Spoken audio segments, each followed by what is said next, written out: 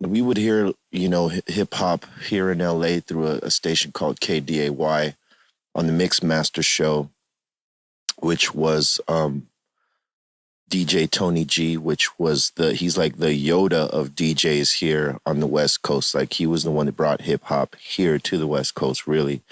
And he assembled a team called the Mix Masters, and they would play, a bunch of hip hop, throughout the weekends, like on a Friday night, because the show was on Friday night.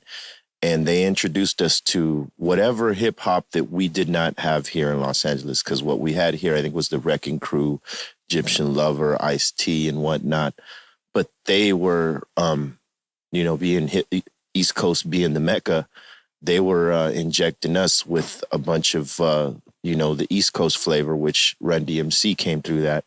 I was a huge, metal fan before I got into hip hop.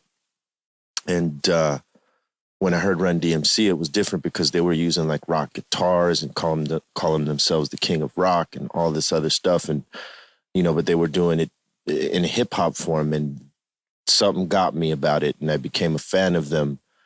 And likewise with a few mutual friends. And, everybody does that thing when they're in a car, when they hear a Run DMC song. Somebody does Run's part, somebody does DMC's part, whoever the third guy or fourth guy is, they're asked out because, there was only two rappers in there. So, that was a big influence. And, when they came along right after that, you had LL Cool J, the Beastie Boys, and Houdini, and those cats, which were a big influence. And the really big influence also was EPMD. And it went from being a fan to doing it for a hobby. Because a lot of us were B-boys, popping and breaking, and some into graffiti and whatnot. And some of us made the transition over into the music, which I was one of them. And those groups were the ones that influenced me.